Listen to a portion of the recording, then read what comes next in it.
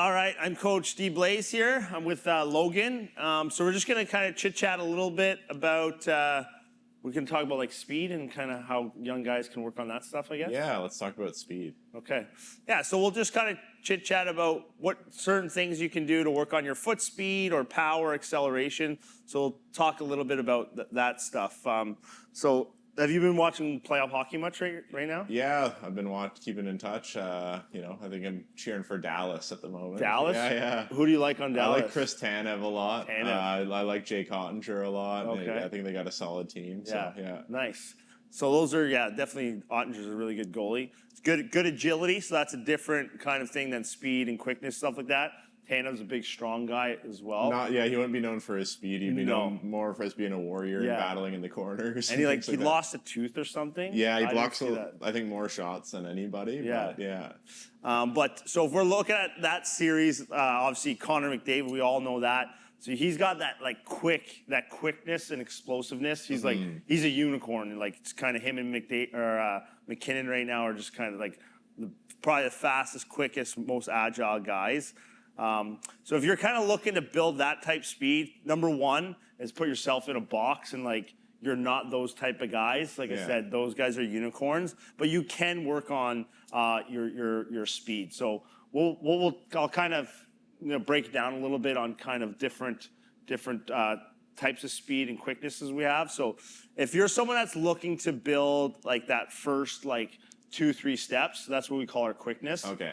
So those are kind of different things. And then your speed is usually like when you're already moving. Right. So you got those guys that are fast and like once they're going, you can't catch them. Yeah. So that's kind of a different type thing. And then your quickness is a little different. So what do you think the difference is? Like, how would you build your quickness? I know plyos are probably, I'm going to guess, are going to be probably really important. And so, plyos is going to be like those really quick sort of movements, right? I mean, I imagine skipping would probably be a really good thing that you could do daily to sort of keep that up. Am I correct there? Yeah. Yeah? Yeah, so with that, that's good. So your skipping would be, we would use that as a warm-up. Okay. So you're using that pliability in your tissue. So you're kind of working that bounciness, and that's what's going to that's a little more fast switch, but you're not doing it like super quick. Right. So that would be more for that quickness, that acceleration you were talking about. It would be really good for that. And then I don't know, I'm thinking about sort of the box drills. Maybe you're stepping in and out of those boxes when you make the square on the ground. Would that be another good one? Yeah. So those would be those are low. So there's basically the way we break it down in the gym here is we have 2 different levels of plyos. Okay. So you have your high level plyos, which is going to build your power. So that's going to help with your speed. So that's like doing a full squat jump. Oh, okay. So the movement's slower and longer. Right. Right. And then your low level plyos would be more like you're skipping at a faster pace. Oh, okay. So that's why skipping's never done really quick. It's more for rhythm coordination. Like I said, it's a good warm up. But then if we're using our footwork drills, like the octagon you were talking about, so your low level plyos would be something like jumping over a low hurdle, and you want to make that as quick as possible. Okay. Right. So if you're thinking quickness, what does an athlete do? McDavid takes off really quick, right? So when you're training, you have to have that intensity.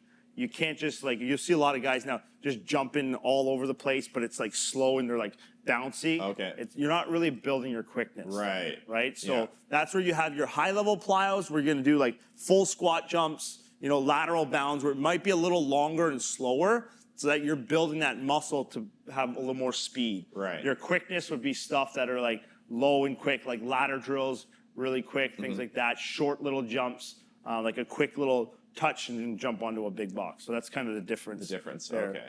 Yeah, and I can sort of see, you mentioned McDavid and McKinnon, and they're 2 of the fastest guys that everyone's probably aspiring to, you would hope to be on that level. They're the most elite level. But they do have 2 very different styles. I see McDavid's shiftier, maybe shorter strides. He's really quick and agile, and he's got that sort of speed. And then McKinnon is sort of more of a powerhouse. I see longer strides with him. Yeah. Is that something that a player should maybe aim to be one or the other, or do they work on both, or maybe is it dependent on your body style or size? What would you say about that? Yeah, so that's a good point too, right? Everyone's gonna look different, and when we're training, there's it's you got to figure out what your goal is, right? If you feel your foot speed isn't there. Like you got to just focus on that. You don't want to try and jump all over. So going to slow it down a little bit, like you're talking about their styles are different. Yeah. That's going to be like my skating style is going to be way different than yours. Okay. Same with our golf swing, right? You have a different one than me. Yeah. So we don't always just try and mimic what the other guys do. Okay. It's because we are different, right? Right. But it's figuring out, like, for example, like, what makes McDavid? He's really agile. He's quick on his edges, so he's a lot faster moving. McKinnon as well, but I can see it's got a little more power in his stride. And it's different. They're both quick and they're both fast. But you just got to watch. You don't want to like focus on being them with their technique. Okay. Just in the weight room when you're training, it's like you got to figure out, are you going to work on quickness today? So when we're doing our jumping and plyo drills, as I mentioned, we have our high level and low level stuff. Right. So with my athletes, whether you're quick or fast, remember we're going to try and separate those as we're talking, is like we're still going to work on both. Okay. But maybe, when it gets closer to the season, I'm going to have someone like work on more of the quickness stuff. Okay. Right? Things like that. So it's kind of just, not figuring out what other guys do well, what you like obviously talking about McDavid and McKinnon. It's like, okay, cool. They do it that way. Okay. You don't try and be them, but it's like, okay, how can we train to get the best quickness out of my body and build my speed the best way? And it'd be like having a specific focus or jumping around. When you're doing your plows, that's what I recommend. It's like, what is the purpose that day? Right. Is it going to be a long, slow jump? Cool. Let's make it really like boom, hard max effort. It's a fuller range of motion. We're working on speed. So I'm making sure my athletes know it's like, no, I don't want it really quick today. I want full, build up that muscle so we're stronger and more explosive. And then the quickness, it might be like, okay, today we're doing the same drill, but it's just like quicker ground contact. It, right? And that's something you see in the gym a lot is the exercise, depending how you do it can obviously change the results you get. And I like you mentioned golf a little bit earlier, and I know if you're practicing to be a better golfer, it's good to go to the range and you don't just try and work on everything. You have a specific focus for that day. Yeah. So that might be, you're chipping out of the rough. You might be working on your putting. You might be working on a specific drill for your swing. And so what you're saying, it's really important to have a focus for that day. Yeah. Whether that be, one type of speed or quickness or strength, etc. Okay. So, as far as coming into the gym and training one of those things, are you looking for a more holistic approach where these athletes kind of are working on each specific thing a different day and it's sort of balanced, or would you sort of tailor that for different athletes depending on their strengths or weaknesses? Yeah. So what I'd recommend, like if you're thinking the simplest way is when you're periodizing, basically making a plan, is like, so we want to work on a little bit of everything, right? So it's like maybe we're doing plyos. Let's focus on just plyometrics and like sprint work or something like that. It's like one day could be for your speed. So that's your bigger, longer, more powerful jumps. Okay. And then on like a Tuesday, your second day, we can focus on the quickness stuff. Right. Right. And here, I like my athletes that for example, some I'll see once a week, some I'll see twice a week, some I'll see like up to 5 days a week. Wow. Right. So if I'm seeing you once a week, I would probably do maybe a little bit of everything. Yeah. Like just say we're doing six different styles of jumping. I'll probably have maybe, keep it simple, 3 more power drills, so your high level plyos, and then we'd have 3 drills that were focused on that low level quickness. Whereas someone that's in 5 days a week, we can break it up. Okay, well maybe Mondays are high level plyos, and Thursday we're doing more of a quick one. Okay. Right. So it's you want to you can separate many different ways, and it's once again, as long as you have focus, that's the key. Is like you have a purpose of like. When you're doing the drill, the athlete or yourself, you know what you're kind of trying to achieve. Okay. Versus like you're just doing a little bit of everything. This jump was a big jump, and then you did a little quick one, and it's like, well, you jumped 6 different ways within that like same drill. Like, what is your objective for that skill or that movement, right? Right. So having a focus on that movement. Yeah. So for those watching at home, maybe they haven't started training with you yet, and that's something they want to do. If you wanted to skate like McDavid or McKinnon, is there a drill you'd recommend at home for them to try that they could start like right now? Yeah.